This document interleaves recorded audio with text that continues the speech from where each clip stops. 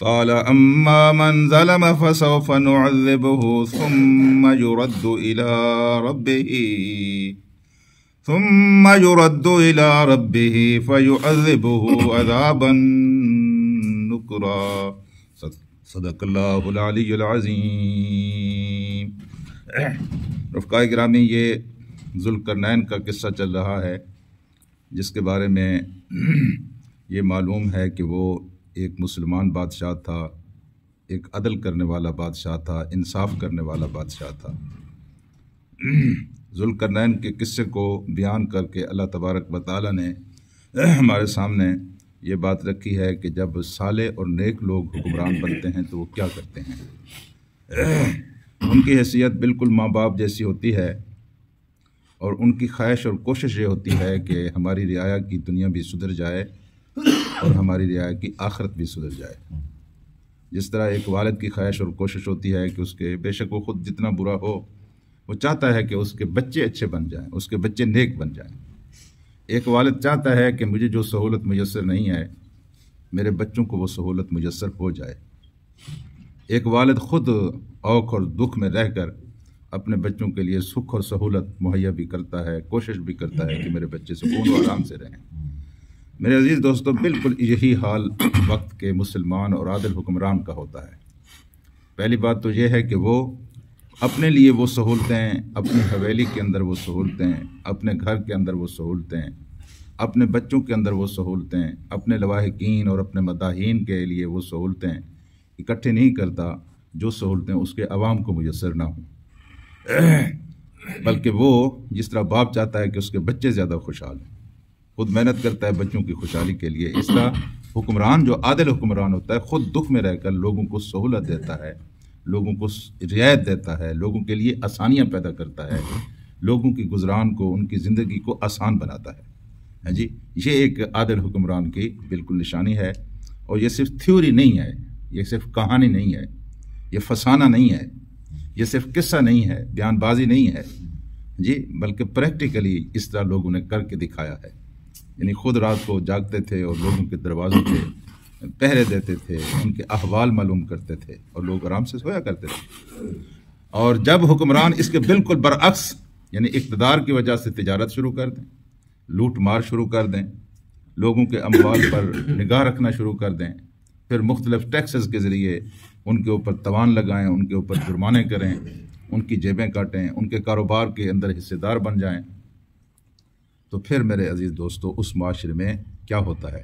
برے لوگ اٹھتے چلے جاتے ہیں، خوش آمدید لوگ ترقیاں پاتے ہیں، بے اصول لوگوں کی عزت بنتے چلی جاتی ہے، بے ایمان اور فاسق و فاجر لوگ یعنی نشو و نما پاتے ہیں، ان کا قد بلند ہوتا ہے، ہر طرف وہی نظر آتے ہیں، اور نیک لوگوں کا جغرافیہ سمٹتا چلا جاتا ہے. کونے لگتے چلے جاتے ہیں، نکرے لگتے چلے جاتے ہیں، ان کی قدر دن بدن گھٹتی چلی جاتی ہے. بالآخر اس کا نتیجہ یہ ہوتا ہے کہ پورے کا معاشرے کا معاشرہ ظلم اور فساد کی نظر ہو جاتا ہے، اور بالآخر ایک دن وہ ساری قوم اور وہ سارا ملک اور سارا معاشرہ اپنی موت آپ مر جاتا ہے.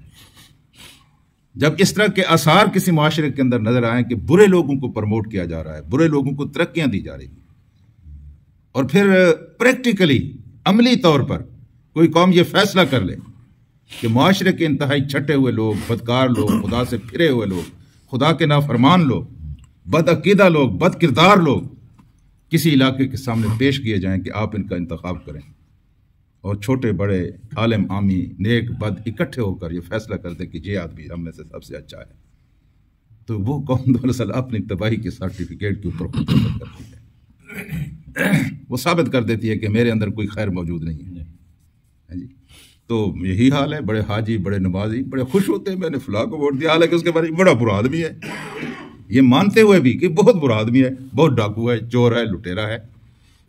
نماز پڑھ کے، روزہ رکھ کے، حج زکوٰۃ کر کے اس کو منتخب کرتے ہیں، یعنی یہ فیصلہ دیتے ہیں کہ یہ بہت اچھا آدمی. تو یہ ہے معاشرے کے زوال کی نشانی کہ جب لوگ اس طرح سوچنا شروع کرتے ہیں تو پھر خدا کے عذاب بھی آتے ہیں اور قوم تباہ بھی ہو جاتی ہے. دنیا میں بھی عذاب ملتا ہے، آخرت کا عذاب اس سے بڑا ہے. یہ سیدنا یہ ہمارے جو ذوالقرنین ہیں، ہمارے سردار ہیں، ان کو سردار کہیں، قرآن میں ان کا تذکرہ آیا ہے. قال، انہوں نے کہا، اما من ظلم، جس نے ظلم کیا، ہمارے اللہ نے اختیار دیا تھا کہ ذوالقرنین آپ کو اب اختیار حاصل ہے، آپ ان کو چاہیں تو سزا دیں، چاہیں ان کے ساتھ اچھا سلوک کریں۔ انہوں نے کہا ہم یہ نہیں ہے کہ چونکہ یہ ہمارے دشمن ہیں ہم ان کے اوپر نہ، ایسا بھی نہیں ہے۔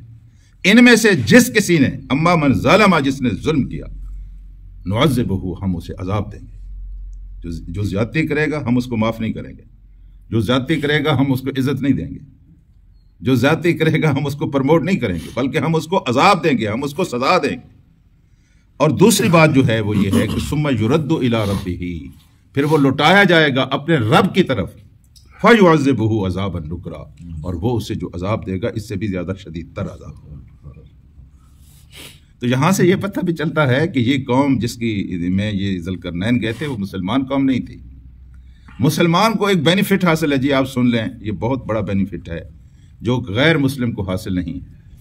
آپ اس مسلمان قوم کے اندر رہتے ہوئے جب کوئی ظلم کرتے ہیں، جب کوئی گناہ کرتے ہیں، جب کوئی برائی کا کام کرتے ہیں، اللہ تبارک و تعالیٰ کسی نہ کسی طریقے سے آپ کے اوپر رحم کرتے ہوئے آپ کو سزا دے دیتا ہے۔ یہ نہ سمجھا کرے کہ بخار یوں ہی آ جاتے ہیں، یہ بھی نہ سمجھا کرے کہ ایکسیڈنٹ یوں ہی ہو جاتے ہیں۔ دو دوستوں کے درمیان بیٹھ گئے، دو لوگ دیکھ رہے تھے، اسے بےعزتی کر دی، یہ بھی ایک سزا ہے۔ راستے میں پڑا ہوا کانٹا آپ کی تلووں کو چبھ گیا، یہ بھی ایک سزا ہے۔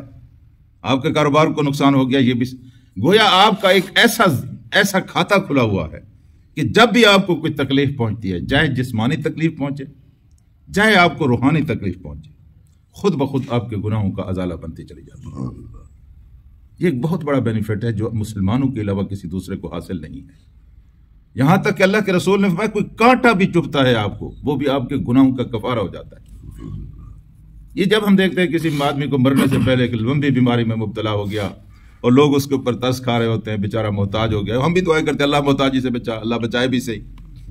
لیکن اللہ تعالیٰ جب کسی بندے کے بارے میں یہ فیصلہ کرتا ہے کہ مرنے سے پہلے اس کے سارے گناہوں کو معاف کرنا ہے، تو پھر اللہ تبارک و تعالیٰ اس کو ان بیماریوں میں مبتلا کرتا ہے۔